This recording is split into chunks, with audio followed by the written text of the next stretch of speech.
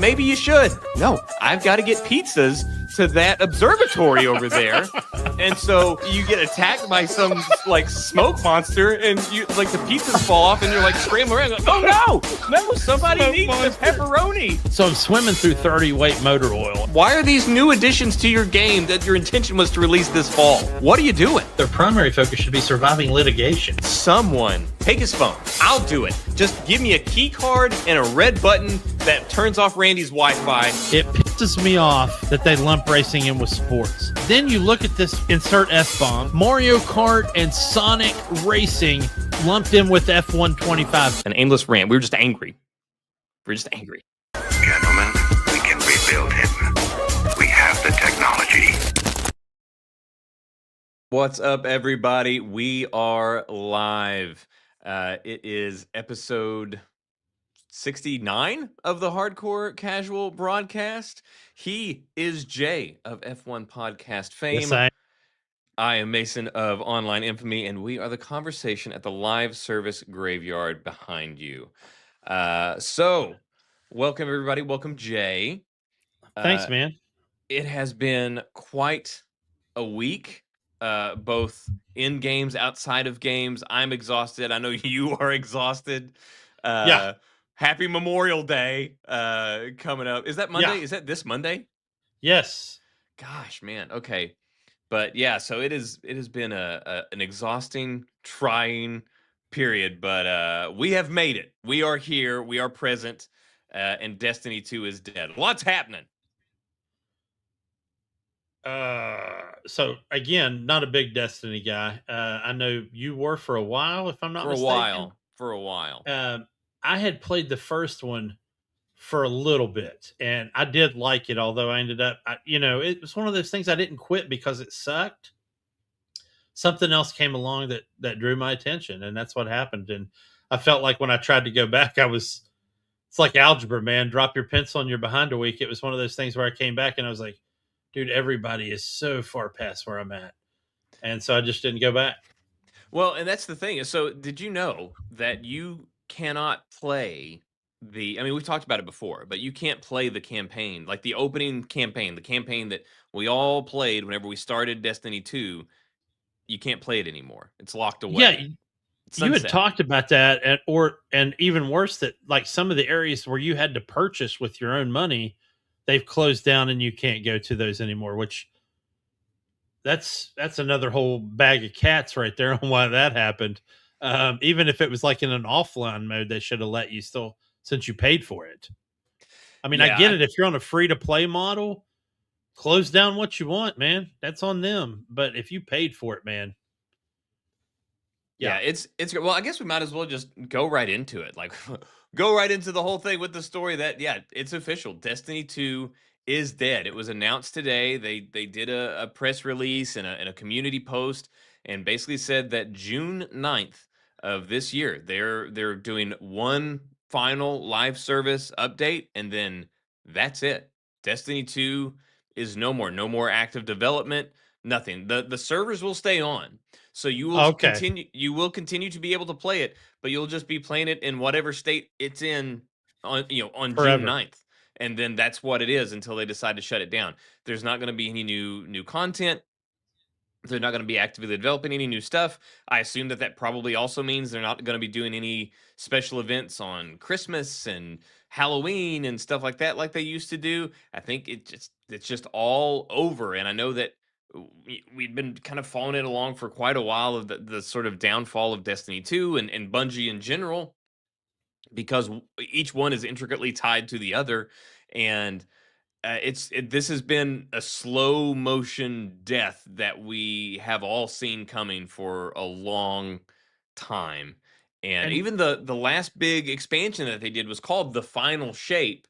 And then they were being they were playing word games about whether it was actually the end of Destiny, or if they would kind of like imply, or is it just the beginning of the next whatever, all this stuff, and then looks like it's just the end. I'm sure they've got projects, but I don't know if any of those projects are Destiny projects. And on a devil's advocate / uptick, back Battlefront 2, Star Wars Battlefront 2, they stopped development on it and stopped supporting it, I want to say 2 years ago. And that community is still crazy and still playing that game like crazy. So it's not an end, like a death nail end. I know that sucks because even the Battlefront people were so pissed when EA said we're no longer supporting the title. But I think it's cool that communities become so tight on so many games that they keep it going. And of course, if you're on PC playing Battlefront, you got the Kyber servers now, and they have basically created Battlefront 3 on Kyber. But Battlefront is a different beast, though, because Battlefront. I mean, which I guess this does exist on Destiny as well, I where was it's just trying the to give you. I was PvP. trying to give you some good news. Even if a game is dead, it's So dead. but I guess I guess since they do have the multiplayer on or not multiplayer, but they do have the PvP on Destiny as well. I Yeah, guess that's one thing that I don't know how. Again, I don't know how vibrant that community is right now because I know that Battlefront 2 obviously had a rough start in its life cycle, yeah. and they had to. I mean, they were at the forefront of loot Loot boxes, box pay to scandals, win, all this stuff. I mean, it gambling. was, and I mean, the rumor is still that Papa Disney got on the phone to EA whenever all that stuff happened, and that's why there was that massive turn where they just turned it all off and then Yes, revamped it was because Papa Mickey had to make a call and be like, "Nope, not our game." So it was a big deal. They yeah, had a lot to come back from, and they did, and they sort of won back the fans. And then whenever they kind of went, they still had this loyal base where we kind of had the inverse of that on Destiny, where Destiny 1 started really poorly, and then they kind of won the fans back, and it became this huge thing. And then Destiny 2 came out, and everybody was very excited. And then it kind of it wasn't all that. And then it kind of came back, but then it just went down and down and down. And they stopped went listening for a to, nosedive. yeah, they stopped listening to players. They stopped listening to the community. They stopped caring. They started cutting corners on the amount of content and the quality of content that they were putting out. And it just and like this is something that you had alluded to. I don't remember if it was right when we started the show or before we came on about how you'd played for a while and then you got off, and then whenever you got back Yeah, on, it was just like, what's happening, and that was the problem. I tried so many times to get back on board with yeah, Destiny 2, and every time it was always this just insurmountable hump of trying to be like, oh wait, since I've been gone, they've introduced 5 other in-game currencies, and you've got like I don't know, luminescent glass needles and whatever other sorts of insane currency names. And I'm just like, what is happening? And then it's like, oh, you got to go here and you got to cash in 5 of these to get one of these. And you got to have 10 of those to get 2 of these. And all of this insane where it's like, I think we're just artificially creating grind to make it feel like there's more game here than there right. is. So I just fell off every time. Every time I would come back on and I would just bounce off because it was almost impossible to overcome just the needless complication that they had introduced into the game that did not used to be there. And it's funny because fans will always be like, "Hey, they need to innovate. Hey, they need to innovate. Hey, they need to." And sometimes that's not what you need to do. And I can take a year break from Star Trek Online, and I can go back and know exactly what I'm doing and where I'm at and what the currency. There's no additional sticky wickets out there that I need to collect to make this work, And there's a lot of games. The Division, if I want to get out of the MMO arena and go back to the Division, you can take a huge break from the Division and come back, and you're not going to be lost. And I bring that one up because a lot of people made crazy comparisons of the Division to Destiny in the first place, that they were basically built in the same vein, just different genres. One being science fiction and the other one being a somewhat tactical shooter. We Um, haven't even gotten an official we haven't even gotten an official announcement of Destiny, or sorry, of Division 3, have we? no, because this would be within the next couple of months would be a great time for Yep. them to officially announce the Division 3. Now that Yeah. they could dance on Destiny's grave a little bit. But yeah, it was just and we've talked about before. A lot of people have talked about this before. A while you were gone feature. Where Yeah. like if you take a while off from a game, you come back on. Like The Witcher 3 would try to do this with the the load screen where it kind of like gives you the story so far. Destiny needed that, where you go off and then you come back on, and like stuff's different. Places aren't the same. Some planets are gone. And you'd have no. And then speaking of the sunsetting issue, there would be the problem of, and I get, okay, whatever. There's technical issues that they have to work around, where they're like, oh, we can only have this many, this many resources at a time. Otherwise, stuff gets screwy or whatever. I don't know, man. Figure it out, because having it where they're always trying to get new players or players to come back, but then you've sunset content that bridges the gap from, if it's returning players, from where they started to where they are now. There's connective tissue, that's story related connective tissue, that they can't play because those planets don't exist anymore. Right. You've turned them off. And then new players, they're just completely screwed. There's no on ramp. And not only is there no on ramp for them to even get caught up on the story, they have that spark of light or whatever, where you just immediately get them up to whatever sort of base level, and you're like, okay, well, hey, now you can be competitive with other people, and it's like, okay, great, but what's happening? Why do I have a gun? Like, where are we? Like, what's the story? What happened? And it's just like Yeah. they didn't focus on it at all. I don't know. Yeah. I mean, it's crazy. I mean, I hate to see that, even if it's a game I didn't really play. Um, What's even sadder you to see know, what is of Bungie, that this is just further yeah. decline of one of our previous, behemoths in the in the gaming space. And basically right now, I'm sure they've got other projects that they're working on. What they are, we don't know, but obviously they do have Marathon, and Marathon, I've actually heard, I haven't played it. Still haven't played it. It's not my thing, but I have heard that it's a solid game. They're just not getting a lot of buy-in from players. Yeah, I have some marathon stuff tonight. I was trying to save it for a little bit later, because I have a debate. Well, maybe it won't be a debate. Maybe you'll agree with me, but I doubt it. So I'm we'll see how intrigued. that goes. I'm Yes, intrigued. I do want to say that in the vein of games being killed off and games, basically just blowing up, Crimson Desert has now made $515 million. And that's not the point I want to make tonight, even though that is a staggering amount of money for a game that's only been out since the end of March. They did it without battle passes, and they did it without monetization. And that's the point I want to make. And here, listen, I'm not under any delusional, anything about, yeah, I get it. I get the whole DLC thing, and I even somewhat get battle passes. And we I don't. knew this was coming ever since the days of the horse armor debacle of 2006, with Oblivion.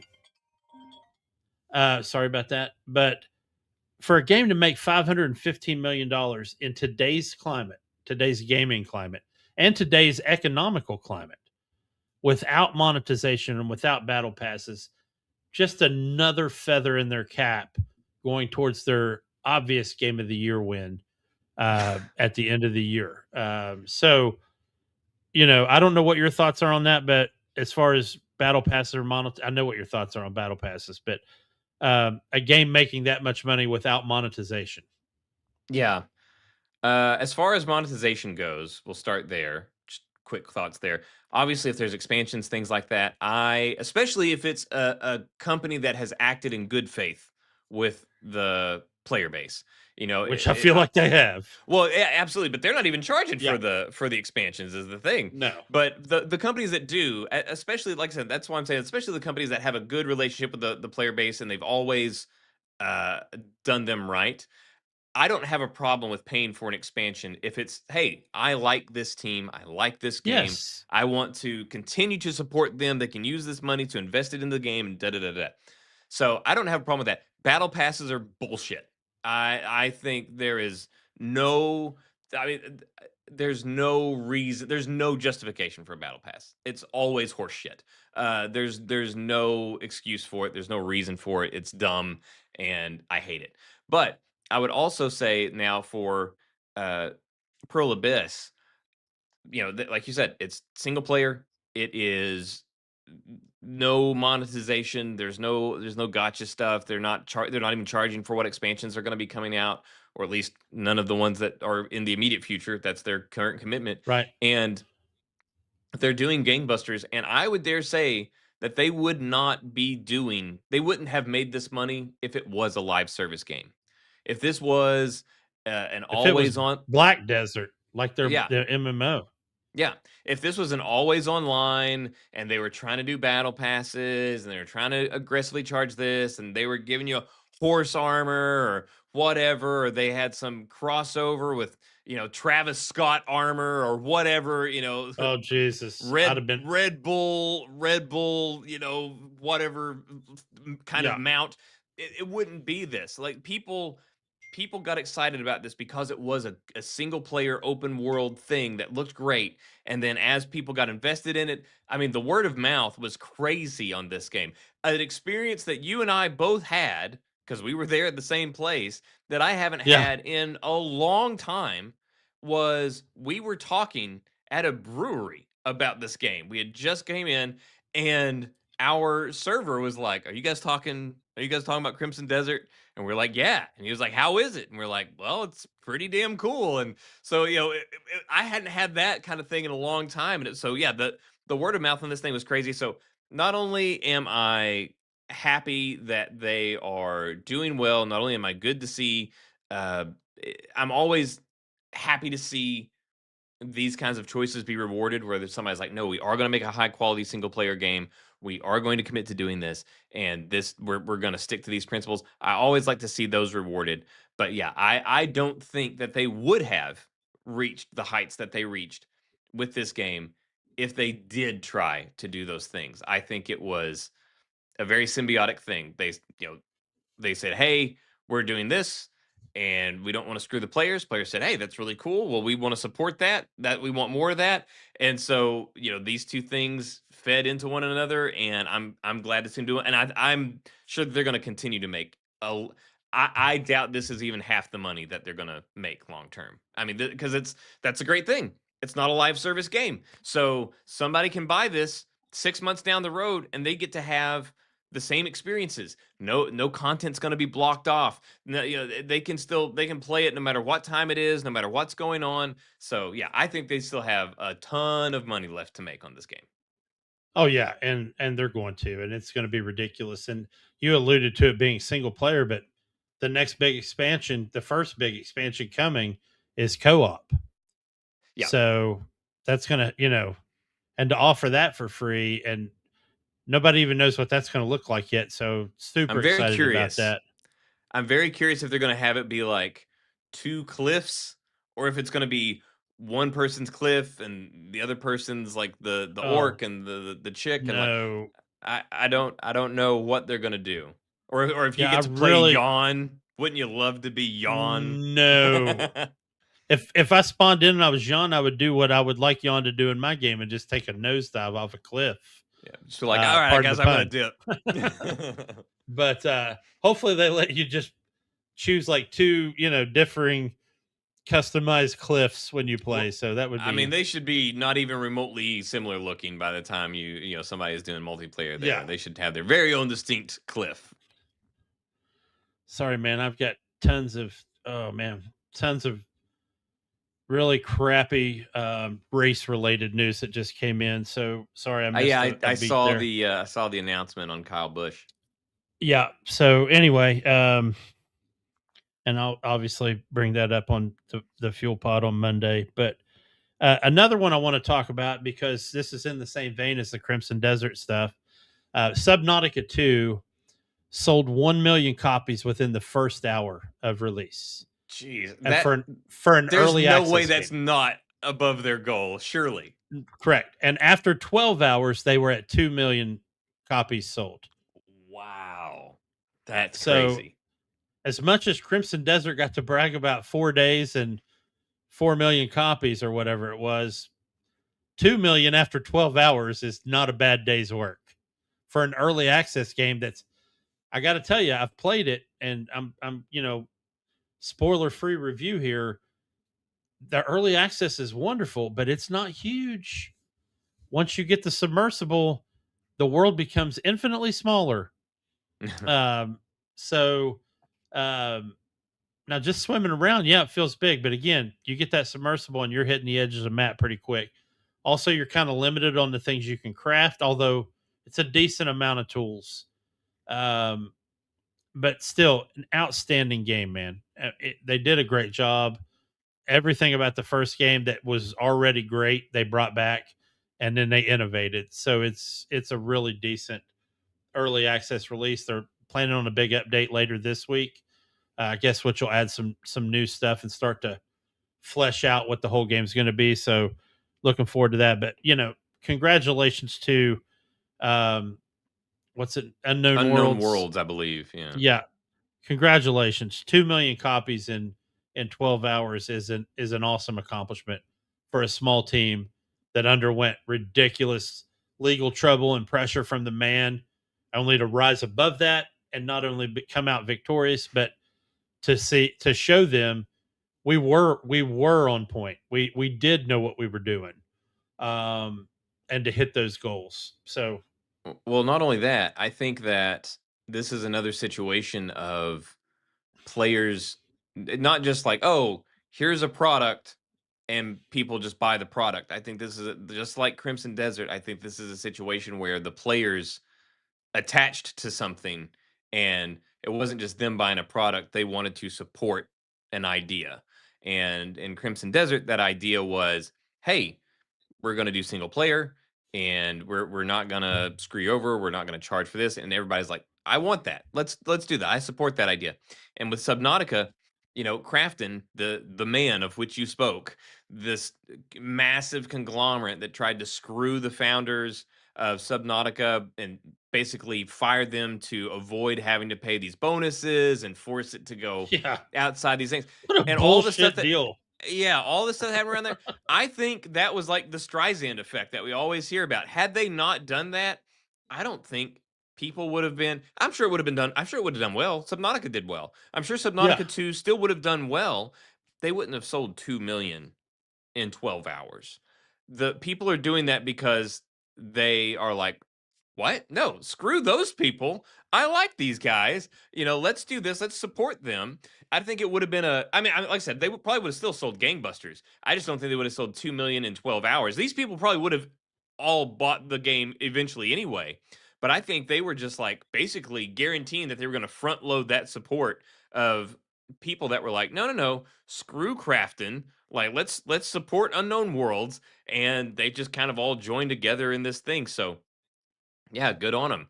Again, this is what happens when you have a good relationship with your player base. This is something where via Subnautica, they had a great relationship with their players, and then Crafton screwed them, and so looks like the players screwed Crafton, and it's good to see. Does my old gamer heart good. yeah, I'm sure it does. And you know, I just have a feeling when this hits 1.0, they're going to see another huge surge because there's a lot of people that don't like early access.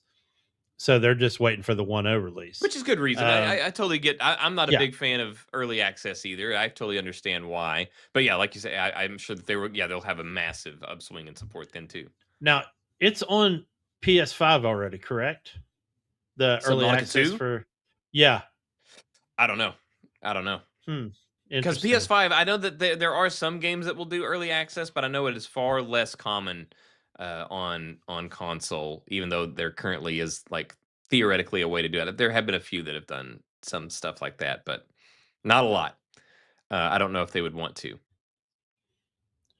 The other big news story I have before getting into some smaller ones, but Kingdom Come Deliverance developer is Oh, yes. making This is an open world Lord of the Rings game, and in the true spirit of the hardcore casual speculating, I would like to take some time to speculate completely from our ass. We haven't heard anything about this game. Nobody has. Let's clarify that for On sure. These are not on reports. on what we think we could what we think we could see from a Kingdom Come Deliverance style LOTR game. And will they keep that style? Will they just go with something crazy and do something completely different? Well, I don't know, man. Will That they one's gonna keep it be first person? well. What I do hope that they do is if they could. I would love to have a third person perspective. Again, I get the first person view. I get the benefits of it, and but Yeah. I love to be able to see my character because as we've talked about before, I like that visual progression so that I can actually Yeah. see my character You having like to better. you like to doll up your Barbie. Yeah, well, I like to see like if I'm a knight, I want to see like it does me good to see like okay, instead of seeing different colored fists floating in front of my face, Yeah. to be like, oh, remember that time like whenever I was wearing a burlap sack whenever I first started, and Yeah. now look at this and look how shiny the armor is, and you can see oh I look cool, and I don't know, I like that, but. I do hope that for the Lord of the Rings thing, I would hope that they would have a third person perspective, I would but too. I have not played the Kingdom Come Deliverance games. I've heard nothing but exemplary things about them. But from what I have seen, I've seen some people play it and watch some stuff like that. I would be very interested. I think obviously I think to what degree I don't know, but I think you got to have blacksmithing in it. You got to be able to forge weapons, maybe some kind of ring situation. I don't know. But LOTR even adds another level of that. Do you go with elven smithing? Do you go with and by the way, Elder Scrolls stole this from Lord of the Rings, but forging under a full moon, the lunar forge, the elves steel that was forged under the moon was a stronger steel. And so do you go with dwarven smithing? You know, nobody goes with human smithing. We make the shittiest weapons, of course. So it'll be interesting. There'll be so many, and this is a lot like IO Interactive and Hitman versus James Bond when you think of this. But I wonder how much KCD Kingdom Come Deliverance will carry over into this.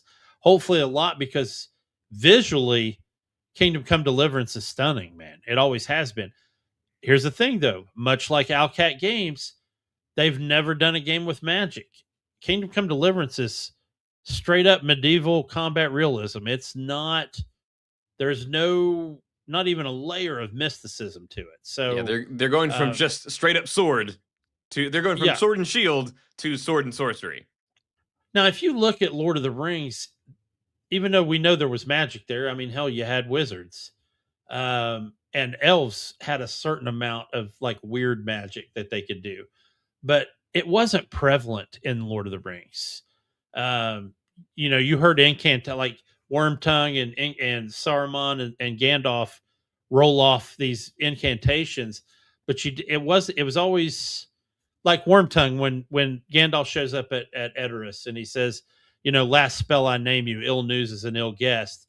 And that was a stasis spell. Of course, it didn't work on Gandalf because he had his staff with him and whatnot. But it'll be interesting to see what Kingdom Come Deliverance can do.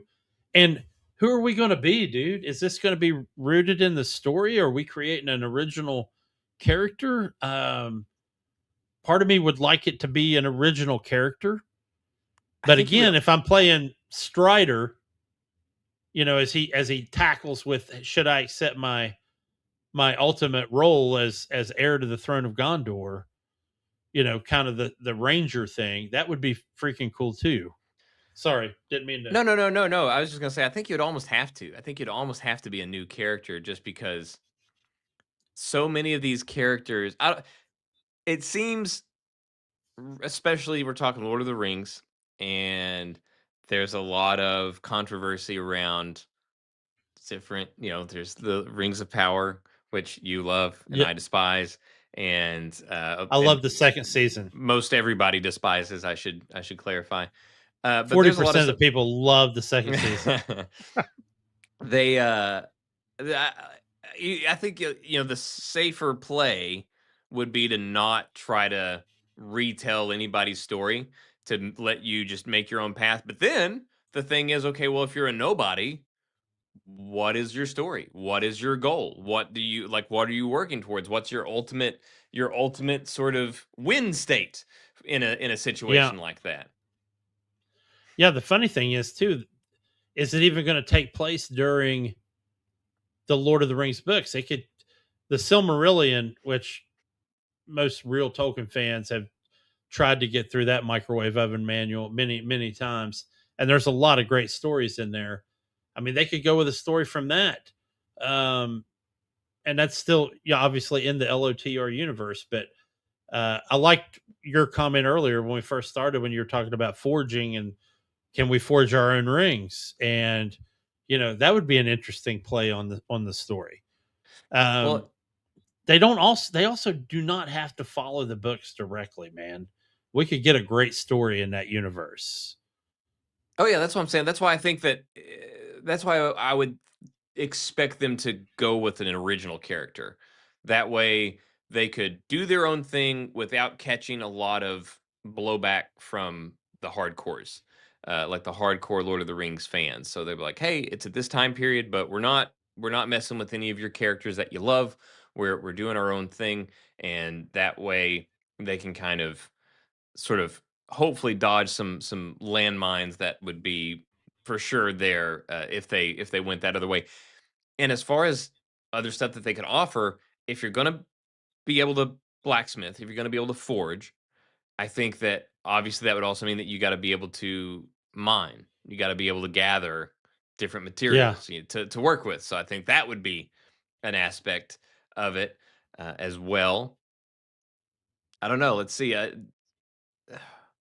What other I wonder what other sort of things have been lacking in Lord of the Rings games past that could potentially be solved with this? I don't know. But how do you like okay, let's like you brought up magic. Okay. Let's say that we do get to do magic, which I mean if there is magic there, I think most people are going to want to be able to do some of the magic. Uh Correct. so like then it's a matter of like okay, who do we kind of obviously if it's brand new they're going to have to get some inspiration from somebody. Who what what properties would they draw inspiration from, like Elder Scrolls, or would you rather them kind of draw inspiration from other properties, as far as how do we sort of think about how we manage magic, how we the controls for the magic, how we look at it, is it a mana system, how do we handle it? Yeah, and I think what you're going to see is somewhere in between Witcher 3 and Elder Scrolls, because the magic of the Witcher universe is subtle. Um, I mean, some of it's not, but a lot of it is. When you cast Quinn or even Ard, it's still very subtle.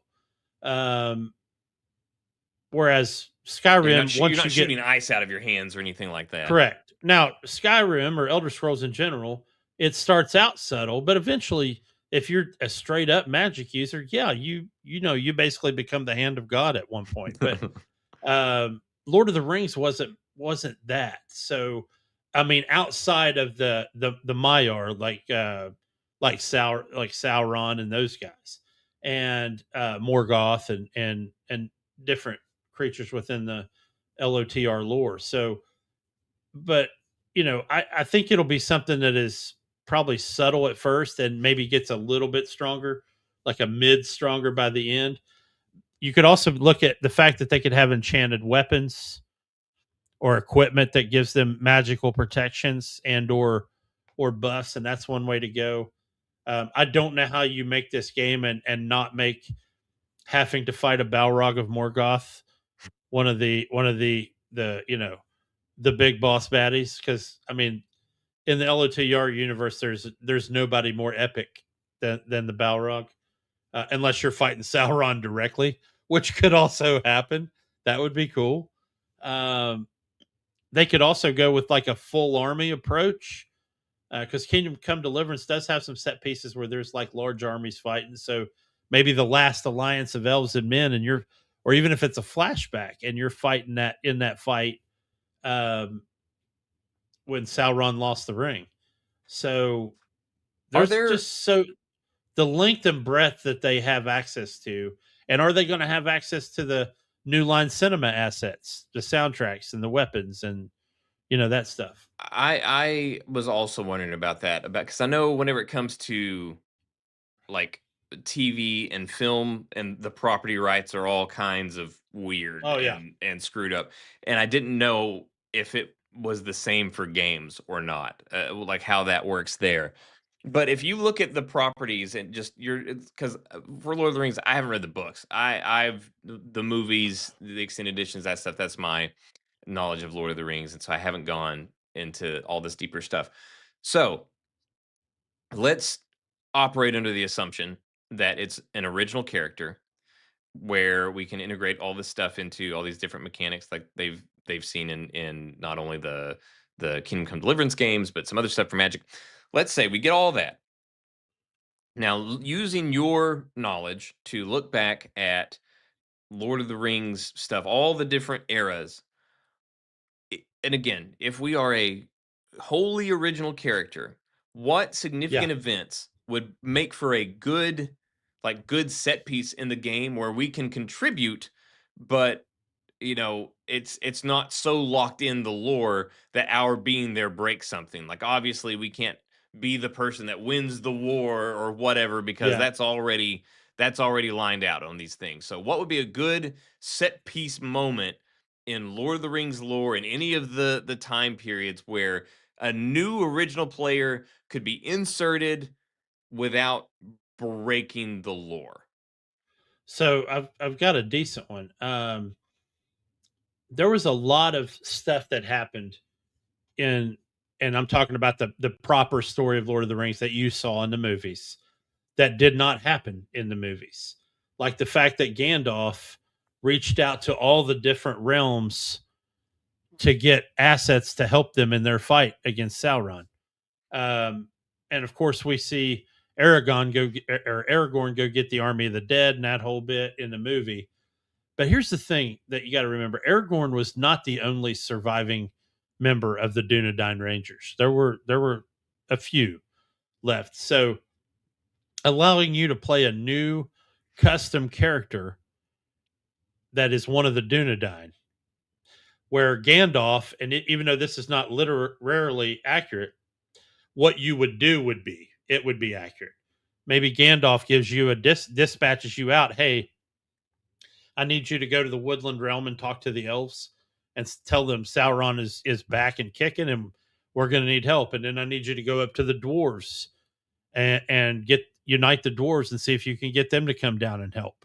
And then along the way, obviously, you would be questing. That would be Yeah. staged.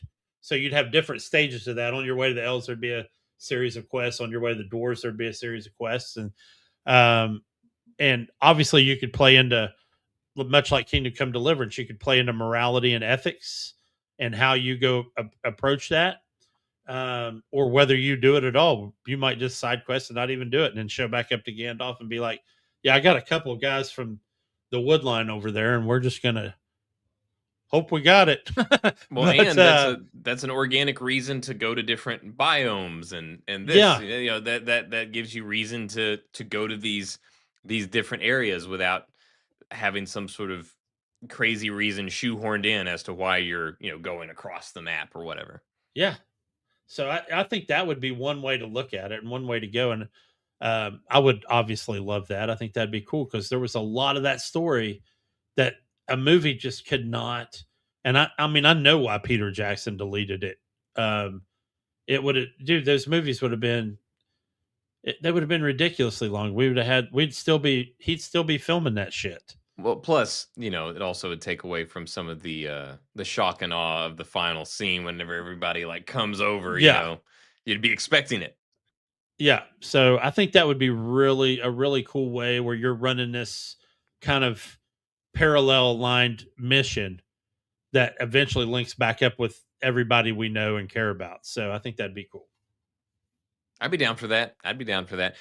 Yeah, I would too. Would there be any just to be lore accurate? Would there be any way for one of those rangers to be able to have access to any magical abilities, or would that not be something that would be feasible within the Yeah, lore? and I think Rangers, a lot of them had latent and or subtle magical abilities, but maybe one of those parts of that side mission is that you visit Galadriel in the woodland realm. Maybe she gives you a silmaril that allows you to, like she did with Frodo, that it's a light and dark places type of deal, and you get, magic rope, and I'm just using these as an example, but maybe you're able to get the gifts of the Galadrim, and those have magical powers, just to make a game, because at the end of the day, it's still a game, Yeah, and it needs to be fun to play, and you need to feel like, I'm better than most guys in this world, right? So that's another piece of this puzzle, man. They need to focus on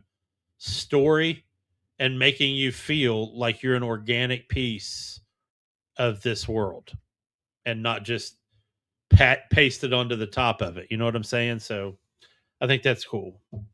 yeah. Because I think they would they do need to associate it to some kind of notable event. You know that you've got to participate, even though like I said, I think it'll be best if you're a wholly new character. But I do think that you're going to have to participate in something that is known and it ties in. Because if you're just Yeah. like, oh, you're in the Lord of the Rings universe, you're a wholly new character, and you get to farm and become the mayor of whatever town. Like it's like like who cares? Like so Right. what? If you You if you can't want to lose do the fan base. Right. yeah, yeah. So it's like I think they're gonna have to have some kind of linchpin thing that you're gonna be working towards or participate in or something like that to really tie it in. And maybe loop in some cinematics from the story that people know, so that they kind of know while they're off doing this is what's happening. Gandalf just found out Sauron's actually working for Sauron. People know that. People that watch the movies are like, shit, yeah, I remember that in the movie. So yeah, you've got to be able to link the people that aren't complete freaking, Tolkien scholars.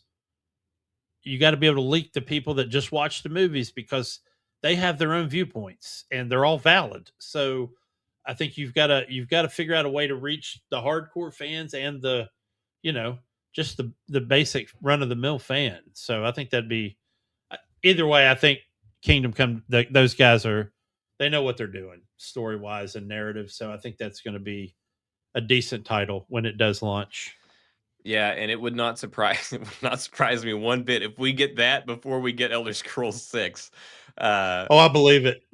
so yeah, it's gonna be interesting, and even though I haven't played any of the Kingdom Come Deliverance games, which I will one day, I will get around to it, but I Yeah. have heard nothing but exceptional things about the team and what they've done, and I'm very impressed with them. So yeah, I'm excited to see what they do with it. It's been a long time since we've had a good or sorry, it's been a long time since we've had a Lord of the Rings game, and it's even been an even longer time since we've had a good Lord of the Rings game. So I'm It's very curious to see what they can do with it. it's funny, the parallel that I was thinking about today, where we talked about, but many times before, where IOI was the natural developer to get the Bond franchise. And Yeah. it's funny that reading this article, I'm like, the Kingdom Come Deliverance guys are just absolutely the perfect fit for this, because they did a game with no magic that has wooed fans for years, both games. And in a day and age where people want superheroes and magic, man, and to be able to do that, excellent. So Yeah. And I'm all in on this. This is great. We need to have more of this where it's like something happens and like that's the perfect developer. Like I said, so as you mentioned, yeah, 007, and now we've got with Lord of the Rings, and then of course whenever Baldur's Gate 3 happened and it was Larian, you're like, who better than Larian? It's like these perfect matches between these studios and these games. Hopefully we've got some more coming down the way. Hopefully, I mean Casey Hudson, headed with his new studio heading up the the sort of Exodus. spiritual successor Yeah, to the Knights of the Republic game and all of that stuff. So yeah, I hopefully we more of this, please, more of this, please, where it's people are more selective over who gets their license. Before, it was a thing where it's like, okay, whoever gives us money, just go make it. That's fine. Yeah. All right, hey, you paid us money. Here you go. Here's your license. Go have fun. Make your game. I like this where where we're getting a lot more collaboration. Where it's clearly a lot of these license holders are being a lot more selective of who's making their game, and I'm happy to see it. Yeah, and I got to tell you, I know, I'm not trying to. I know GTA 6 is the most wanted game this year, but I'm not going to sit here and even remotely say that they don't have competition, because they do. I really feel like we're about to enter like a almost a Pax Romana, if you will, of gaming in the next couple of years. And with the Expanse and with Exodus and Fate of the Old Republic and still the KOTOR remake and this LOTR game that people have been begging for, open world LOTR forever. And the next game I'm going to talk about, which is Assassin's Creed Resynced, we've wanted that forever. Um, and a better version of it. So yeah, I really think we're entering kind of a really cool era as far as big AAAs and even indies like Subnautica too, that are reaching out to people that enjoy those types of games. And I think it's just a really good time to be involved in that in this time. So, but I did want to bring up, because we've talked about it over and over and over again, but Assassin's Creed Resynced. Um, Black Flag Resynced. people, yeah, excuse me, Black Flag Resynced. People have gotten their hands on about a 3-hour demo, if you will, of the game and got to play it. And they've all written reviews or did videos of the reviews. And I've read probably 6 or 7 of them today. But I watched one, and you're going to laugh, but it was Mr. Travis Northup of IGN, who famously and still stands by it, gave Crimson Desert a 6. So I thought, let's see what Mr. Northup, how he can piss me off today. That being said, I started the review, and he loves the game. And he was hitting all the high points of stuff that I wanted to hear about. And I was like, okay, God, finally, whatever drugs he was using, he's decided to quit. And he's given a great review. Then he said something, and as soon as he said, I was like, man, if Russ would have heard this, his freaking head would have popped off. He goes, I only have one real complaint. And he goes, so all the modern bits where you left the Animus and you were in the modern world trying to hack and figure out what was going on at Abstergo, they somehow cut all those bits out. Oh And my what a God. bummer. And he was serious as a heart attack, dude, that he was upset This that guy. they cut the modern bits out. That's literally at However, the top of the list of what everybody wanted with this remake, was cut that shit out. but they are there. They are there. There, you just have to go and do them as I don't remember what they call them anymore, but it's the slide thing that you have to like select it through a menu Yeah. to do them. So you can do them for those, Oh, he one or was saying you two. can't even do them. That they You can. completely. They Oh, didn't. okay. They are out of the story. They're not connected to the story. You have to do like these side things. The same thing they did in Shadows, where you do like these. You could select to go off and do these sort of like things that aren't connected to the story, where they wanted to do like different scenarios or whatever. Same thing here, but you can do the modern stuff in those, but you never get taken out of the game. Like if you're just following the narrative and you're doing your thing, it's never going to pull you out. You have to Yeah. actively say like, "Oh, I wonder what's going on at Abstergo," and then you got to go and find it, and which I am never going to do. Never going to do. No, not even close. Yeah, But anyway, I I don't know what your thoughts on what you saw today, but I am really, I'm even more invigorated by what I saw today, and watched and read today about the combat, the naval part, and the whole no load screens between ports. You can sail into Havana now, which apparently was part of their 3-hour demo. They went into Havana, no load screen, went right up and docked. When they left, they sailed right out to sea. I think that's some really comforting news.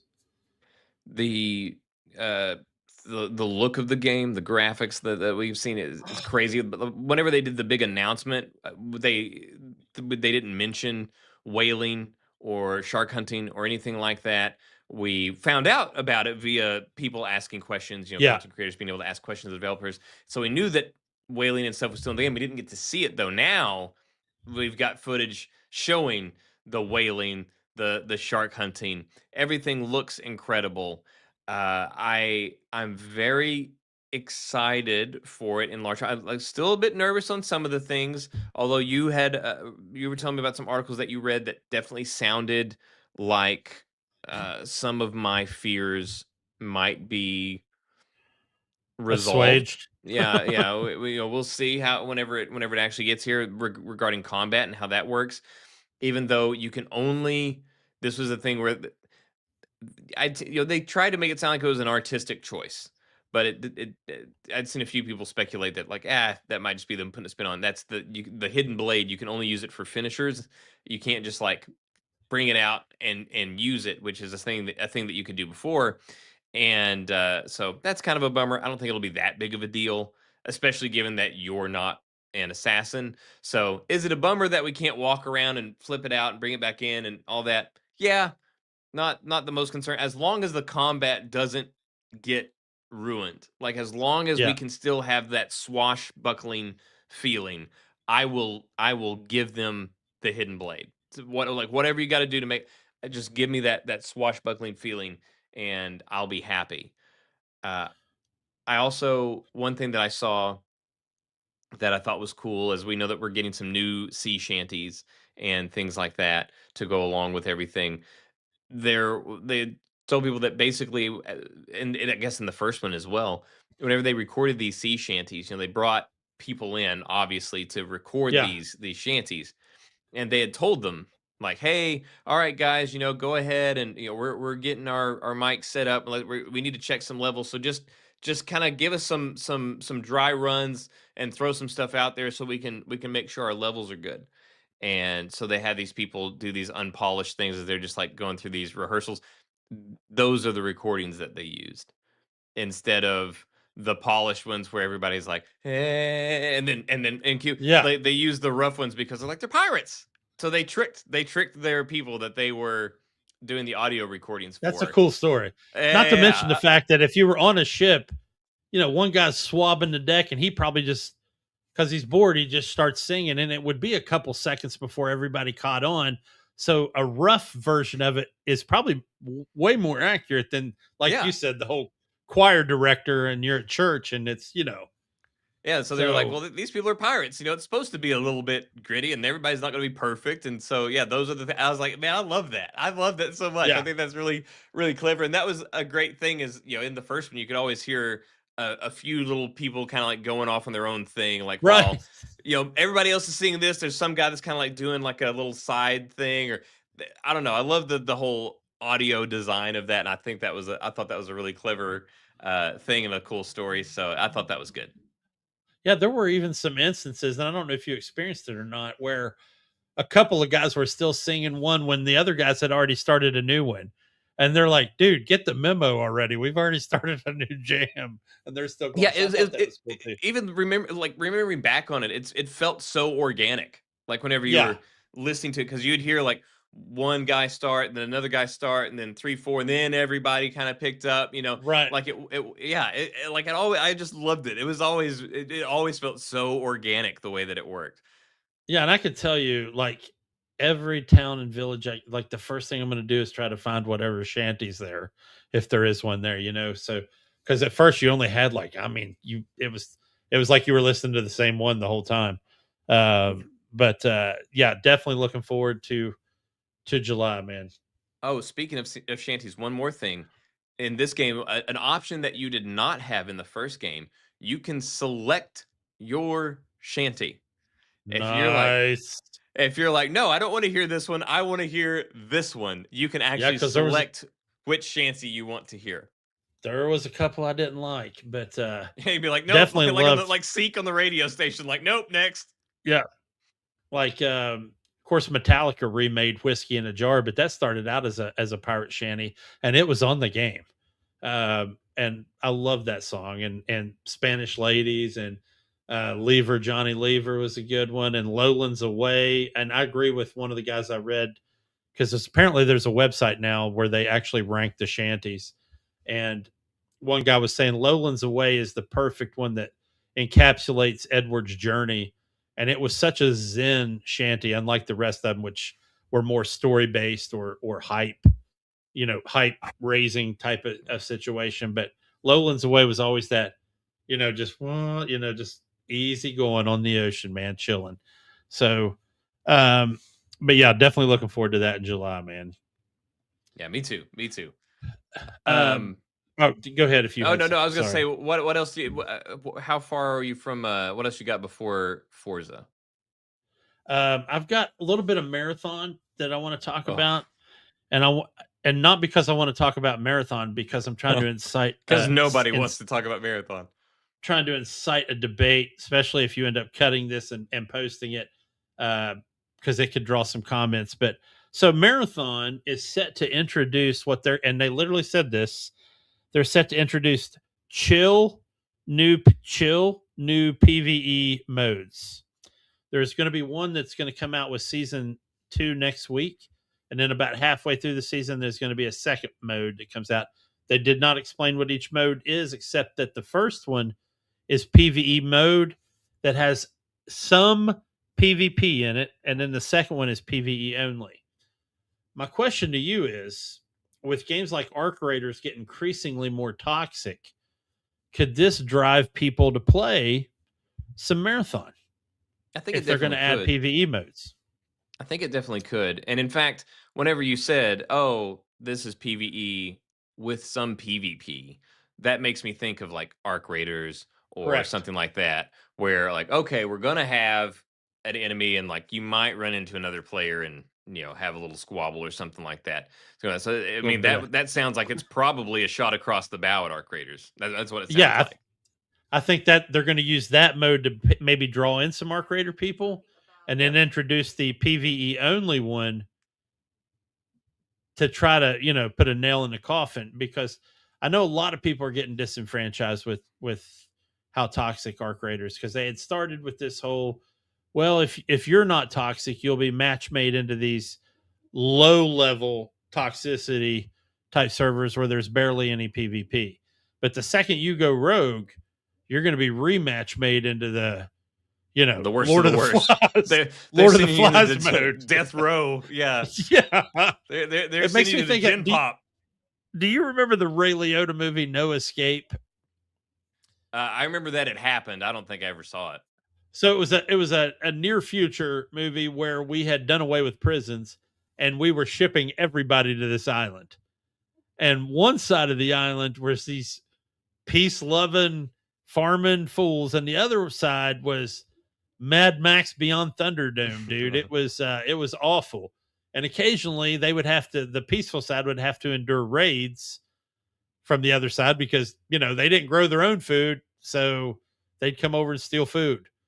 And Lance Henriksen's character, who was the head of the peace guys, had developed like a soft truce with these guys, and they would basically just put some food over on the border they're having, be like, there you go, just leave us alone. Um, but Ray Liotta gets sent there. But anytime I think of games like Arc Raiders or even Marathon with this new mode, I always think of that movie. But yeah, I so don't know. I don't know. It could work. We'll see. I mean, Marathon, mm, they hit just about every like rake they could step on along the way yeah, to release. It was all self-inflicted. It was none of it was unavoidable. Sorry, none of it. Yeah, none of it was unavoidable. They just like sought rakes and stepped on them. And I mean, we yeah, had so many things like changes, the art theft, all this stuff. It, and I hear that it's a very solid game. Actually, I hear a lot of people say it's actually really good, but it's just the player base just isn't there. So, yeah, if they could, I guess that might be the whole idea, is just go into vampire mode and try to like siphon players from other things, try to attack these competitors at the root, and try to get those players over to try to build your game off of them. It's a very dangerous strategy, especially when you're Bungie. Yeah. They're not as strong as they used to be, obviously. So I don't know. I don't know if I want it to work or not. I don't know. But I think it's probably the only thing that they've got because I don't think you're going to get. I don't think you're going to get any new play at this point.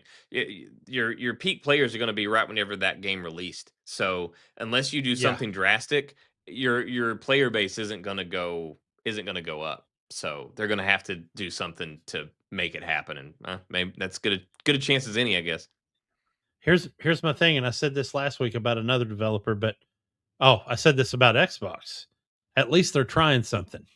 Yeah. They're not throwing in the towel. They know the mistakes they made. And this might not fix it. And this might not bring it around, but they're trying something. So I'm going to give them props for that. Lastly, before I get to Forza, though, um, we have to talk about our game, which we didn't even bring up tonight yet, really. But the most anticipated game of the year on the Hardcore Casual podcast. I put it in the title. 007. Oh, you did? Holy crap! I'm looking at that now. The tension is, while it might not have sounded like it tonight, the tension is so palpable because we are less than a week away. If you've already pre-ordered it and get early access, you are less than a week away from getting to play it. And if you haven't pre-ordered it and you want to play it, you should, because you get an automatic upgrade to Deluxe. Yes, you definitely should do that before they take that away, which I imagine they're going to do probably tomorrow or sometime early next week. But anyway, as you know, James Bond, at least in the most current iterations of the movies, always has an Omega watch. And in a rare turn of events, and I'm going to add this to the stage, Omega is releasing a 007 First Light watch, the actual watch from the game. It doesn't have any. Just to be clear, let me restate that. It is a replica of the watch from the game because it cannot do any of the things that the watch in the game does. It won't trigger explosions. It won't shoot lasers. Right. There's no lasers. There's no stealth mode. Oddly enough, Omega loyalists, guys that just collect the watches, are pretty pissed about this, which is weird. It's like really stupid hill to die on. They don't want them making a watch based on a video game, but here we are. That was going to be my question. They think it sullies the good name of Omega. Yeah. The funny thing is, if you want this watch, and it's available now, and it's basically a 300M chronograph. This is the first time James Bond will have used a chronograph watch since Roger Moore in A View to a Kill used a Seiko chronograph. After that, after Roger Moore used the Seikos, everyone after that was an Omega and in the aquatics line, but it was never a chronograph. This watch will run you, wait for it, $9,400. Yeah, that's the reaction I wanted right there. I was going to especially ask for a fabric band watch to cost that much money, $9,400. That timepiece better weigh like 10 pounds. That's all I'm saying. What is holy? So I'm not a watch guy. Yeah, I know the brand. Pretty standard Omega. for Omega. Yeah. So that was going to be my question: is what is kind of like the average price for an entry level Omega? You could probably get an entry level for about $3,500. But like literally, the next step up is about $65,000 to $7,000.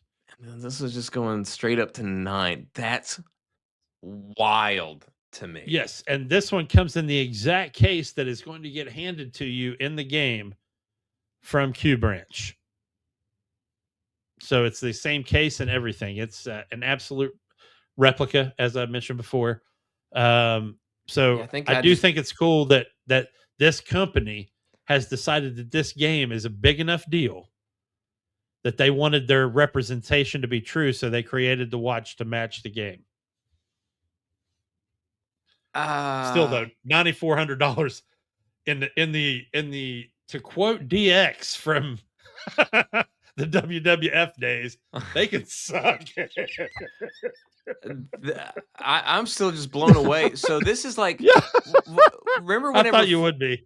Whenever I think it was Forza like Yeah. with the main entry, not the Horizons, where they Right. did a thing where you Motorsport. could actually like buy one of it was like I don't remember how many hundreds of thousands of dollars to buy their like special edition vehicle or whatever. Yeah. And it's like, okay, cool, I guess. Who's gonna buy it? Like, Right. if if you if you slap 007 on something and it's cool, like yeah, I can buy it. If it's like okay, give me something reasonable, but yeah, 9 grand. Like I'll just pay off my car, man. Like, what are we Yeah. doing? That's wild. I just is it a limited? It's got to be a limited number, right? Surely Oh there's like yeah, only so many absolutely. of these. Do we know Yeah, I how don't. many? I Because don't. I'll find out before next week, since I'm sure we'll be having a huge James Bond blowout yeah, next week. But I have to I'll find out. But imagine. I'm sure it's a limited run.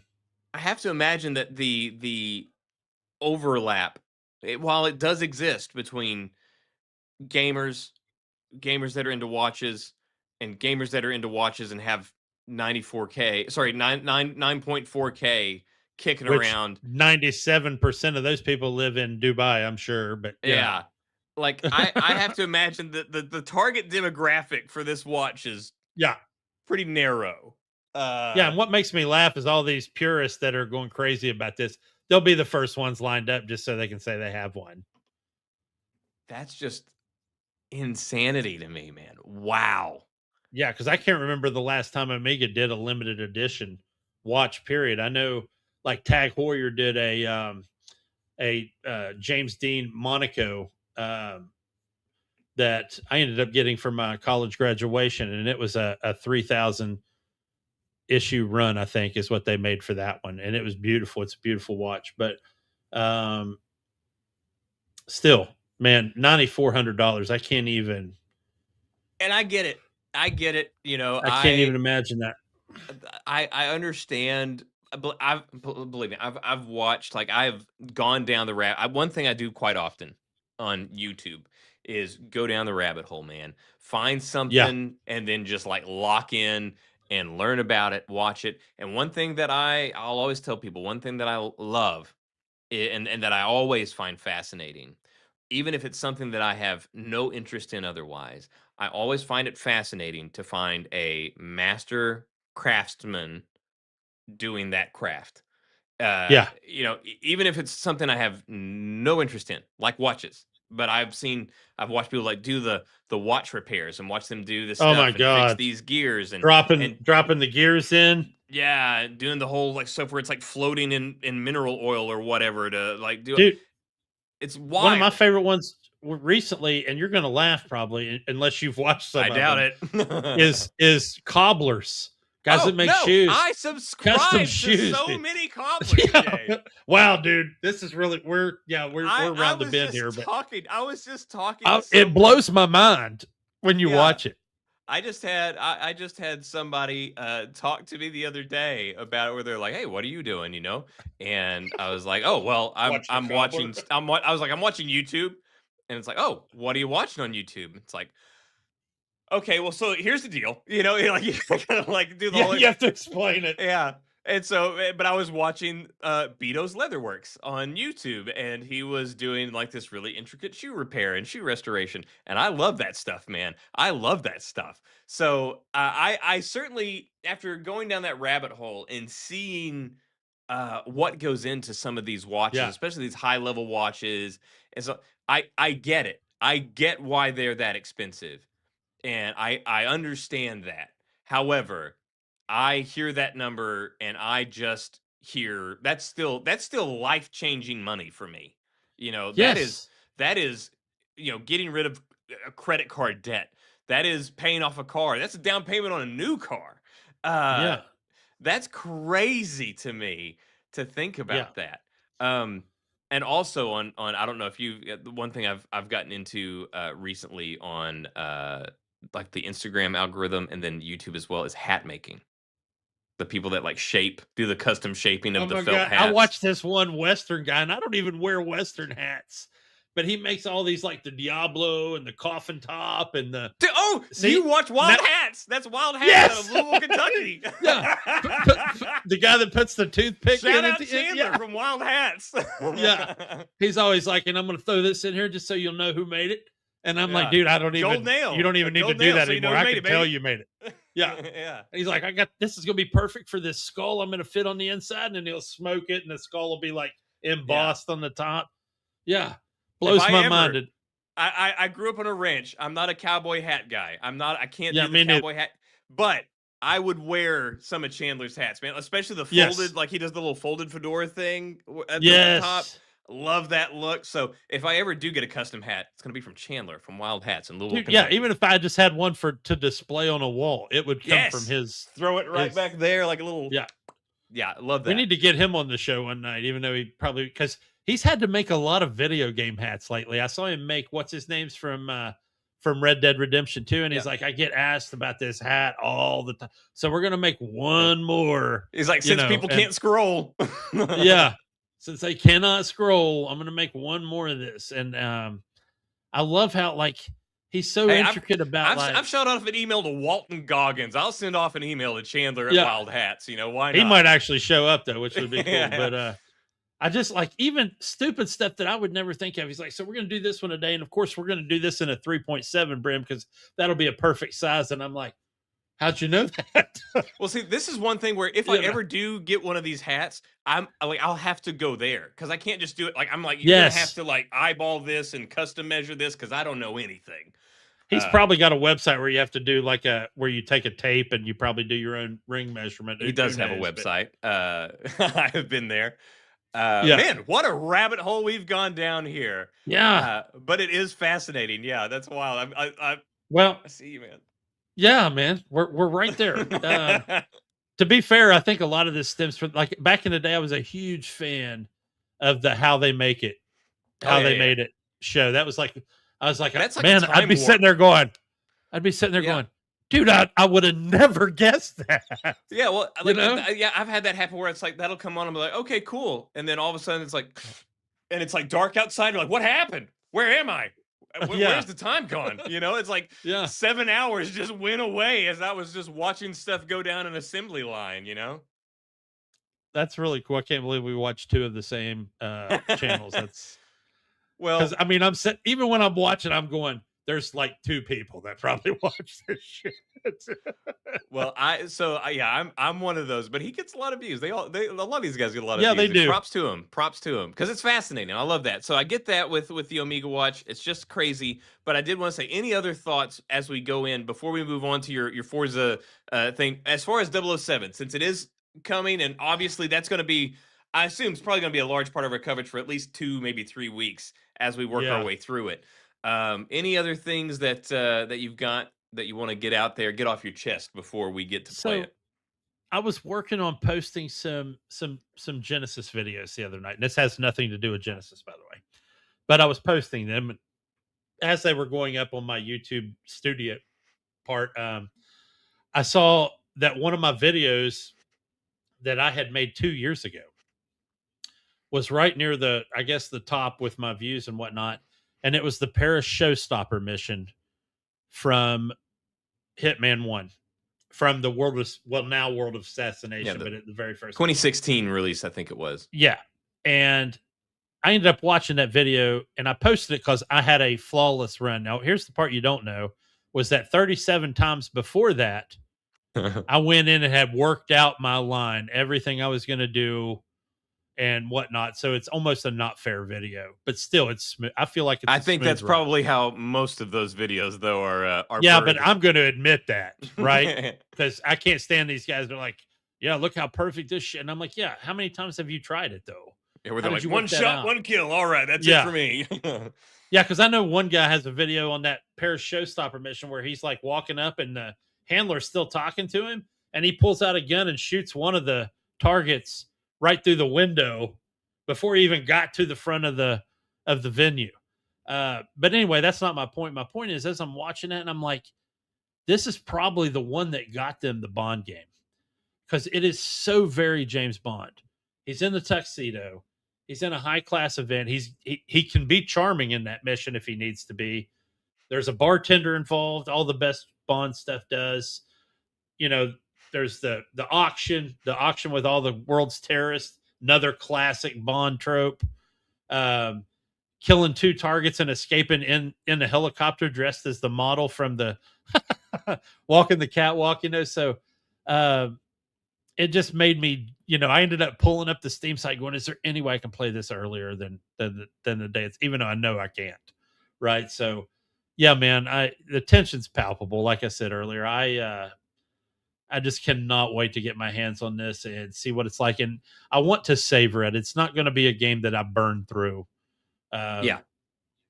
And I'm not going to say that I'm going to replay like the tutorial or the training. Once I get out of training, though, yeah, I'll probably give every single one of those missions, ample playthroughs to see all the different ways I can do it. Yeah, I mean, it's like we talked about a couple of weeks ago in the video that just got posted to the page, where we talked about like 20 hours initially. I think we all kind of had that thing where it's like, oh, eh, like doesn't Yeah. that's kind of sucks. But then whenever we actually look up and stack it up against other games that we love and have spent a ton of time in, it's actually more than almost all of them. I mean, we looked at Oh, it's yeah. bigger than all of the Hitman games. It's bigger than longer than all the Hitman games, longer than 3 out of the 4 Uncharted games. It's huge. And so, yeah, I'm very excited now. The 20 hours is actually super generous, and like we said, it's going to be so much more whenever you get Oh, into yeah. it. And you're talking about, like you said, all of the different ways, all the different methods, all the different paths. It's going to be like Hitman on steroids for that bit as far as like replayability and length and all that stuff. So I'm very excited for it. Yeah, Well, oh, go ahead. Go ahead. Sorry. I was going to say that the other thing I want to say about my video from that Hitman mission is that was, like I said, that was a smooth run. No side trip, no anything. I knew what I wanted to do. I got in there. I did all the things that ended the mission. And it was 18 minutes and 27 seconds. That's the other piece I wanted to bring up. So basically 20 minutes. And I felt totally fulfilled for that 20 minutes. So yeah. But like you said, that 20 minutes took you how many hours to nail? To plan? Yeah. Yes, a lot. So yeah, anyway, that's well, the other thing and the last thing I wanted to say is like this is something that we touched on, dude, months ago. I was shocked that this came back around. I started seeing like something popped up and saw Yellow Flash come on, and I was like, oh god. And so apparently this whole thing, like there's people trying to like there's a news article that we had covered, like I said, months ago. I don't know why it's recirculating now all of a sudden about them talking about Bond being a modern guy. And people being like, "Oh, is it they're ruining James Bond? He's not gonna be this or he's not gonna be that. He's not gonna be a womanizer." This, and I think that was one where you're just kind of like, everybody calm down. Where it's like, it's one of those things where it's like, who do you think? Do you not remember who's making this game? Like, you think they're going to water down James? It's IO Interactive, man. Like the Hitman games. Like, how have we already forgotten who's making this game? And so they're trying to like do these like cancellation. I mean, I don't think they're going anywhere. I'm sure there are tens of people that are doing this, right? And this constant need to be either side to find something to be upset about. It just drives me nuts. But yeah, I think it's going to be just fine. I'm excited, and yeah, I'm not concerned about it at all. This is one of the very few games that I have literally zero concerns, and I have nothing but pure excitement for. I'm just stoked to get in there and get going. I don't have any reservations. And not for nothing, but the developers have been completely transparent through the entire development process, which you don't always get from a developer, one. And two, the level of talent involved in this thing. And I'm not going to say it makes it impossible to fail, but it is a serious, they took this game serious. They took this franchise serious. The level of talent, even from the actors to the developers and the musicians that were involved, everything is, I mean, it's top tier, dude. It's Monte Cristo. And, I don't, this game's going to surprise some people, and there's going to be people that this is just not their bag. They're not into spy thrillers or whatever, and that's okay. That's fine. Um, but again, I think this is going to be a huge step, not just for the Bond gaming, but just for James Bond in general, for the franchise in general. It'll be something that'll be talked about. So definitely looking forward to it. Yeah, me too. So, yeah, the big release of the last week is Forza, which released, was it last Thursday or Friday that Forza What released? it was last Thursday night. Yeah, Okay. right after the show. I know I was being cryptic, but yes, I did get in a couple hours before I crashed out. I don't Um, think there was anybody that thought that your uh, hints were subtle in any way. I don't think anybody was like, I think he's probably going to wait. yeah, You know? yeah, and so loaded it up, and I have played every Horizon game since its inception. And if you don't know, people that are, if you're a Sony person or Gran Turismo, or you don't play Simcade games, you play, you know, flat out simulators. Forza Horizon is a spin-off of Forza Motorsport. And Forza Motorsport, of course, is more like Gran Turismo, where it's all circuit racing. There's no open world. Forza Horizon is this open world. It's always set in one country, and a decent, you know, basically a microcosm of everything that's involved in that country, its culture, its, the scenery, the topography, whatnot. Landmarks. And there's this festival going on, and there's a bunch of different festival hubs, multiple genres of racing, from street to rally to drift to, off-road, whatever. um, every single iteration, the entire community has been going, give us Japan, just give us Japan. you know, Forza Horizon 3, which I think was the first great one, was Australia. 4 was London, which I love because I'm an Anglophile, so it was a wonderful game. 5 was in Mexico, which I thought I was going to hate, but I ended up loving it. And now we have 6 in Japan. This map is, I think, 1.5 times larger than 5's. It's the biggest Wow. map they've ever created. I still have not, A, seen it all, and B, really been over the same stretch of road twice. And I'm still amazed by the size of this map and the terrain features. But one thing they did do was go back to their roots, where you're not already a rock star when you show up at the Horizon Festival. You're just a tourist. And they went back to the armband situation, because one of the big complaints for 5 and 4 was that you never felt like you knew where to go as far as progression. There's a lot of people out there, they want something to go, this is where you need to go next. This is where you need to go next. And there's a huge population of the world of gamers that's what they want in a game. And Horizon had gotten away from that. But this one, you have a onboard AI called Anna, and you can pull her up, and you can ask her what's next, and she will give you 4 recommended race events, and 2 of them will be like highlighted as, hey, this is what you need to do for career progression. So you always know where you're going and what you're doing. They still have the XP boards that you can crash into and get XP. One thing they added that's Japan only is every region has some type of like a tchotchke that's on the side of the road that you can bust through and get extra points. Like one province, it's bowls of ramen, and one province, it's a sushi roll, or whatever.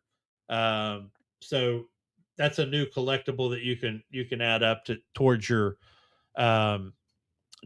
wristbands. But they added a separate sub career called Discovery Japan, where you basically have a passport and you get these stamps for hitting certain exploration milestones, which I think are cool. And then, of course, to get to your boss fight for your next wristband, there's what's called either a showcase event or a rush event. The showcase events are over the top cinematic masterpieces. I sent one to you where I'm racing basically a Mobile Suit Gundam, like a knockoff Mobile Suit Gundam, on a stretch of road with a bullet train. And I was like, okay, this is like something out of a Bruckheimer movie. And then the rush events are like super technical. So the first one was at the docks in Tokyo City, and they were moving shipping containers while I was trying to negotiate tight turns and drifts and get through that to get my wristband. But if I had to give this game a score out of 10, I'd probably give it a 12. And I'm not the only one that thinks this. This game is shattering sales trends. Right now, you've got gamers that don't even play racing games that are playing it. Some of the content creators that I watch play Starfield and role playing games are playing Forza Horizon 6 this week. So they did an excellent job, man. And Japan is exactly what you think it would be.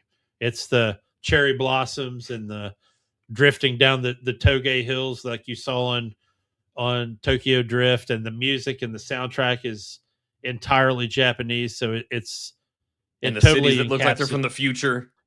Yeah, and then you've got the little villages that look like blasts from the past that are really freaking cool. The other thing they added this time was you can buy a piece of property and develop it, like build your own showcase garage if you want. You can build your own drift track on your property and then invite your friends in your convoy and hang out there. They have car meets and swaps and all that bit. And they always had barn finds, these rare cars you could find locked away in barns. They have treasure cars where it's progression based. Once you hit a certain spot, your narrator chick will be like, "Hey, I just got a clue on a new treasure car," and you can go find it. But the other thing they added is people are just selling their cars, like you could be rolling down the road in some guy's house and he'll have a car out front trying to sell it, and those rotate um, on a daily basis, I think, and you can find some rare ones. So really a lot of cool ways to collect cars and get involved with racing. But excellent game, man. I've loved every minute of it. Well, I'm glad that you got what you were hoping to get out of it. So many times when you Yeah. have a game and it's like, okay, yeah, it's okay. I don't hate it, but but you kind of get a little bit disappointed. I'm glad that this one truly was everything that it could be. Of course, I know that Horizon, especially the Horizon series out of the Yeah. Forza games, has always kind of like really stuck the landing on what they're trying to accomplish. Whether maybe there's some small gripes here and there, but I think I've I think I've only ever heard largely positive feedback on all those Horizon games. So sounds Yeah. like they've kind of been like refining that over the years, and that they've hit their stride. And I'm glad they finally hit Japan. So seeing the little clips, it definitely makes me want to get in there, because like I was telling you before the show started, it gives me that old like Need for Hot Speed Pursuit. Underground. Well, not just Hot Pursuit, Yes. but even just Underground. Whenever I was seeing like people do Oh, stuff in the loved cities, Underground. and you've got this like tricked out car, like which, because that's what I loved about Underground. And yeah, it kind of it stirred something within me, Jay. It stirred something within me. Well, good, man. I'm glad it will capture that for you. It is. I've never had more fun in a photo mode probably since Spider-Man on the PS4. Um, like taking these photos that you would only see on the cover of a like an old school car magazine, just parked at a petro station, and you pull up in an RX-7, and then you go into photo mode and mess with the lighting and the filters, and you're like, my God, it's the cover of a magazine right there. And they added cool features where you get XP based on how many cars are in your photos that haven't been in your photos before. So you're also collecting this kind of album of photos that help build towards your career progression. So just an excellent job. And I want to say, if it wasn't for Game Pass, I wouldn't have got to play it at all. And people pick on it all the time. Pricing goes up, pricing goes back down. Features we lose. But if it weren't for Game Pass, I wouldn't have got to play this game. So, at least this early. So, I'm hats off to Microsoft and Xbox and for making Forza Horizon part of the day one package. And Horizon 5 was a day one package. It never went away. You had it the whole time. It wasn't one of those games, hey, games we're losing this month. Yeah. And I expect Forza to be the same, or Forza 6 to be the same. But again, man, it's a good time. You don't have to be a pro sim racer to play this game. It's an arcade good time. Drifting is as fun as you think it would be without being overly complicated to where you're over rotating the cars. You'll laugh when you're drifting. It's just that kind of fun. You're just, especially if you're in tandem drifts with like 4 or 5 cars, as long as you're not the one that screws up. But it's just super fun, man.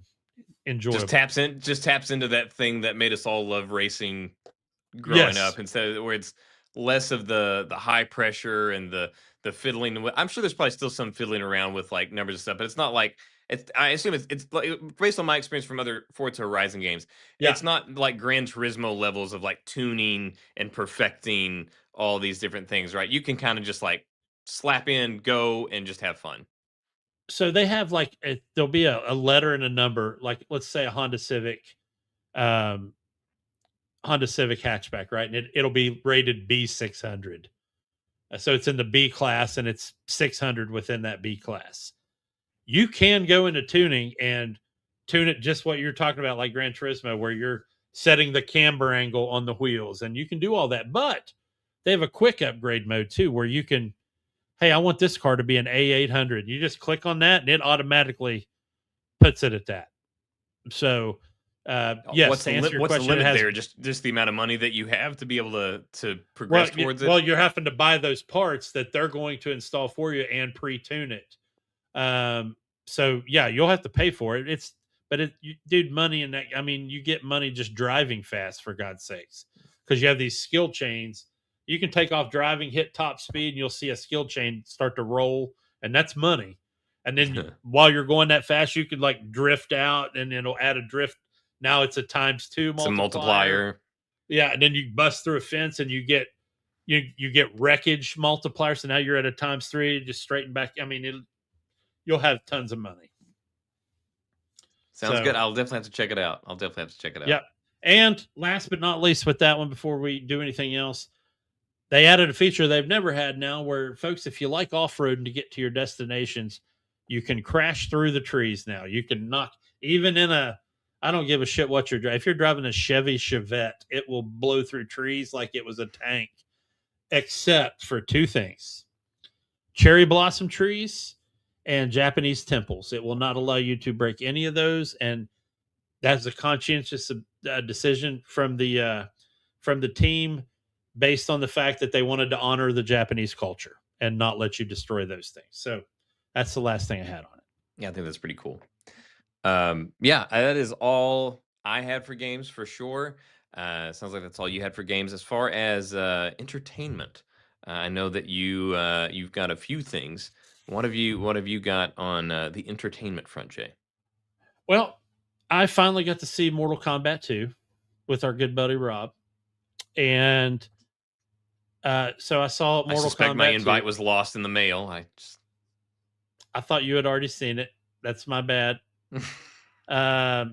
So I love Mortal Kombat movies probably more than the games. I'm still a fan of the original movie. I know it's campy. I know the acting is just ridiculously terrible. But again, for me, Mortal Kombat movies, and I said this before the show, and I'll say it right here, are a lot like what I would think a porn movie is like, where the plot is not why you're going in the first place. Let's go close that gap real quick, man. The plot's not why you're going there in the first place, at least from what I've heard from friends.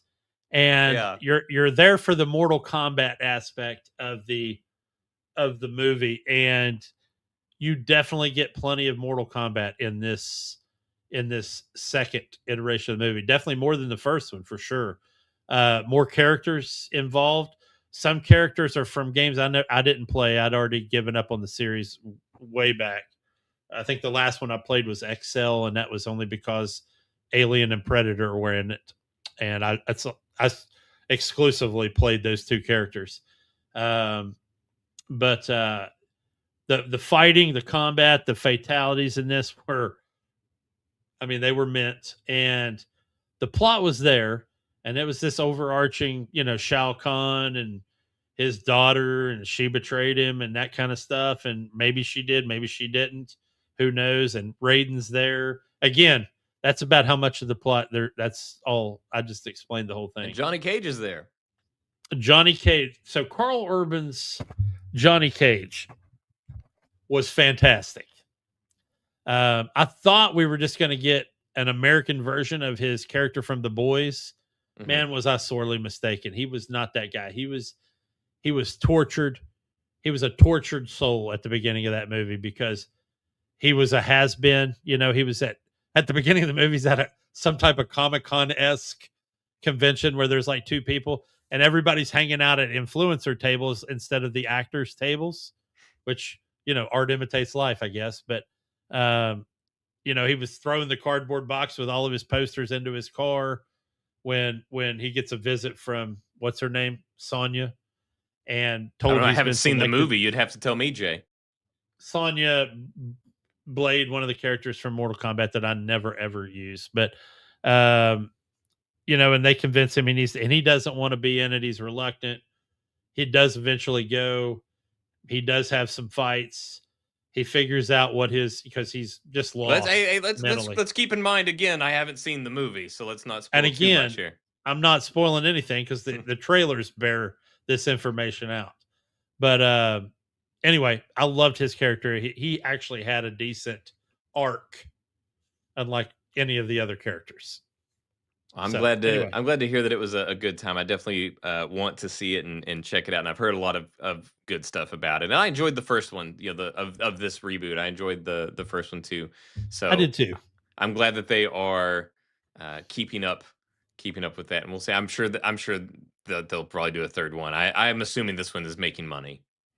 Yeah, and dude, a few, and I didn't bring any of them up, but a few good cameos in it, and I'm not going to bring any of them up that are going to shock. You're going to be like, oh, okay, wow, nice, and a couple of those, and just a good popcorn flick, man. Even though I didn't actually have popcorn, Well, I that's didn't. your I actually fault. had a hot dog, and some hot tamales. But anyway, good movie. Good deal. Do you have anything else on your itinerary for the entertainment? I do one movie. It was an Amazon Prime movie, and it was Tom Clancy's Ghost War. Um, I This is watched it last night. for those unaware, this is the final chapter of the John Krasinski uh, uh, Jack Ryan series. We think. Correct. I'm just going to throw that out there. Theoretical closing chapter. And I'm basing this not on the movie, but on an interview from Good Morning America where him and Michael Kelly were on. And I don't think he's done with Jack. I think he likes being Jack Ryan. And who wouldn't, right? Anyway. Well, it also seems like he was getting super busy there for a bit, and it seems Yeah. like he's kind of opening up a little bit now. Like it seems like his schedule's kind of like opened up now. He doesn't have as many projects going. I think he can devote more time to this if he so chose. And I'm sure Amazon, if he was down to keep going, I'm sure Amazon would be more than happy to to keep him in the seat. Oh, absolutely. I mean, wasn't he the guy in the Fountain of Youth movie from Amazon as well? Yes, that was Okay. Apple TV, Oh, it was Apple TV. Okay. Either way, I liked but them it was both. him. But Yes. so yeah, obviously this is the supposed closure from the Jack Ryan television show. And folks, I know if you watch this, I know you've probably seen the Rotten Tomatoes article where the movie's getting splattered and 40% on Rotten Tomatoes, which is half of what the show's 80% got. And I'm going to say this, and I told Mason this before the show. It felt like this needed to be another season of TV. It felt like that he was hamstrung by the 2 hour time limit. But that being said, this plot is not slow. It is a fast paced plot, tons of action. The scene stealer for me for this movie was Sienna Miller's character, who's an MI6 agent. And she was absolutely stellar in this movie. Her character was. John Krasinski and Michael Kelly's characters, Jack Ryan and Mr. November, excellent chemistry. They've always had excellent chemistry. Um, and then, of course, Wendell Pierce, who plays Greer. Again, another great performance. He has a really good dramatic piece in this movie. But Michael Kelly had my line of the movie, my favorite line of the movie. I'm not going to spoil it because You need to see it pure. But anyway, I thought it was a good movie. I am Did curious. Oh, sorry. I was just Go gonna ahead. say, has No. Michael Kelly ever played not this character in? Because anytime I've ever seen him in anything, he's always playing some version of this character. Okay, so in House of Cards, he was not this character. He Was a was indeed dick. this character. He I was mean, a he was not an dick. agent, but he was a very morally ambiguous figure that was more than willing to bend some rules for the Yes, sake of his to accomplish his means or his ends. but he was a villain in House of Yes, Cards. but it was a villain version of this character, but it's always Then the there's same like shadowy, well connected, sort of clandestine kind of a character. This is just what he does. Yeah, and he was in an episode of Fringe where he was this weird, kind of dark, shadowy, clandestine operator for one episode of Fringe. That was excellent. And then he was in another show I watched, which is a Taylor Sheridan show called The Lioness, Where he plays a where like, he plays shadowy, this. It's a yeah, different character. He's kind of this kind of dark, shadowy. Oddly enough, he's the head of clandestine services. morally ambiguous, Right, yeah. more, but way morely. His character in Ryan has evolved, though. He's like the comic relief now. And I love it. But still, and what makes the role different is he's more of a dark, shadowy, clandestine Morally guy. ambiguous, but no, it's like But it's not it's not a criticism. He's so good at this, and that's just oh, like he what is. he gets. It's like the guy on that played the chief of police or whatever on Monk, the guy Yeah, with the mustache that plays a cop in everything. and yeah, every Except single Silence of movie. the Lambs. He played a serial killer once, and then ever since then, he's been a Yeah, cop. yeah, because he was in Fast and Furious. I just remember him telling Paul Walker, "Come on, Brian. It's always been Dom. You know it's Dom." He's got the mustache. Yeah, it's just like I'm like, everything he's in, he's just that guy. except Silence of the Lambs. You're Yeah. absolutely correct. That is true. But some people, man, that's just they know what they're best at. You know what I mean? Like Glenn Morshower. Do you know who that is? I He's probably recognize. I don't recognize the name. he was the general in all the Transformer movies. Glenn. The redhead buzz cut, Glenn Morshower. When you see him, you're gonna be like, "Yep, that guy." He's Oh a yeah, general. yeah. He's a general in Yeah, every single movie or television show he's in. 24, general. West Wing, general. Transformers, general. X-Men First Class, general. But yeah, some guys are just like that, dude, and we could probably do a whole episode, probably even a hyper focus on 30 actors that literally play the like same this role in is everything all they're in, they do. but they're great at it. Yeah, you they're know? great at it. And then what you have always people- makes me sad too is when they pass away, because they go without fanfare, and then I end up finding out 5 years later that because we never heard anything. Well, it's like you'll hear the name, like, oh, this person passed away, and it Yeah. doesn't trigger anything. But then you see the face, and you're like, oh my god, that guy. Yeah. Like That guy's like in everything. Yeah, he was everywhere. It's like Yeah. but you have people like that do like the same thing, and then you have people like Luis Guzman, who is in every third movie ever made, and Yeah. and he's played every like good guys, bad guys, criminals, police Yeah. officers, everything. Michael Pena, Yeah. same way. Yeah, Yeah, it's man. all over the place. Yeah, and Michael Pena played in the 4th season of Jack Ryan, played Ding Chavez, which if you're a Jack Ryan aficionado, Ding Chavez was the first operator hired for Rainbow Six in the books. And such a crazy pivotal role to only feature him in that one season. But, So far. it is what it is. But still, he's all over the place. Ant-Man, he was one character. Shooter, he was one character. It was crazy.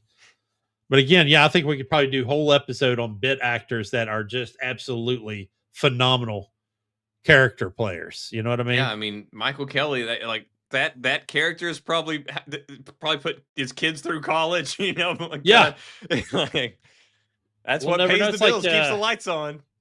Clark Gregg that played Agent Coulson on Agent of Shield and all the MCU. He was the exact same. He was Agent Coulson on The West Wing, for God's sakes. Of course, that was a political show, but he played the exact same character. So anyway, that's all I had. That's all So I've I'm got wiped out. to. Yeah, I as far as entertainment goes, I don't have any right now. I will have some next week, as my son and I are going to be watching a movie tomorrow night. We're going to be watching Obsession. My son is a big horror fan. He watches a lot of horror Yeah. movies. As we've talked about, I don't really care for horror all that much in general, not because I have any particular aversion to it. I just don't. So much of it doesn't have a good story. Like I don't like. I Yeah. don't like. I don't care about jump scares. I don't care about all this stuff. And so I like. I'll watch a horror movie. I just need to have a good story, and there's so few of those out there. Last year we got Weapons, which was a great film. I loved Weapons, and the movie Obsession. So it's another horror film, and it's done by this guy named Curry Baker, who has a YouTube channel that he runs with his friend Cooper, who's also in this film, and it's called "That's a Bad Idea." Is their YouTube channel, and they do comedy skits, things like that. They're really great. You'll see them on Instagram, things like that. But they've also done a couple of little short films, one of which was called Milk and Cereal. And if you haven't seen it, I highly recommend it. It's milk, and then cereal is spelled like serial killer with an S.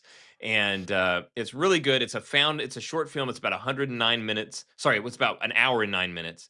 And it is a found footage film, but they did a good way to put a little bit of a twist on it. But that got this guy all this work, and I've been a big fan of what he does. So I've heard good things about Obsession. I'm going to be watching Obsession with my son tomorrow, and then he's already, like, Curry Baker's finished now wrapping filming with another movie that he's doing with Aaron Paul. He's already been signed on to do the Texas Chainsaw Massacre reboot. So this guy is like, he's Somebody killing it thinks he's now. talented. Yeah. Yeah. And I agree. I agree with everything I've seen so far. He's very talented. I like his work. And so, yeah, I'm excited to see Obsession, and we'll be able to talk about that next week. Well, we also have Mandalorian and Grogu opens this weekend. And I'm excited about it. Mainly because I'm excited about where Dave Filoni can take this franchise. And I know there's probably people that aren't, because we've been so burned by Kennedy over the past decade. But I really think if he puts his mind to it, and it looks like he's going to continue to work with Jon Favreau, which for me is promising, because I think Favreau's a beast when it comes to Star Wars, but he doesn't have the lore that Filoni does, knowledge wise. But I think he's getting there.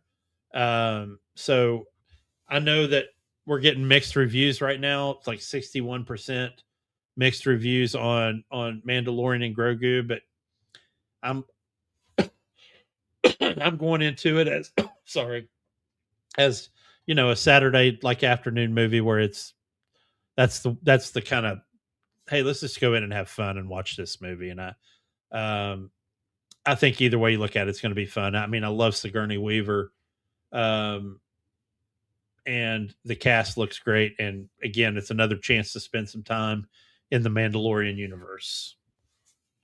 Excellent. Well, we will see. I'll probably catch it in theaters as well. We'll see how it goes. Yeah. I'm not as optimistic about the changeover. I'm glad that Kennedy's gone, but I'm not as optimistic about Filoni's abilities. But we'll see. We'll see how things go. But I certainly hope that Jon Favreau sticks around, because he is nothing but an asset to Star Wars. So, Yeah. All right. Well, that is it for now. Thanks for hanging out, everybody. We will see you next week. Next Later. week. I must speak to you adieu.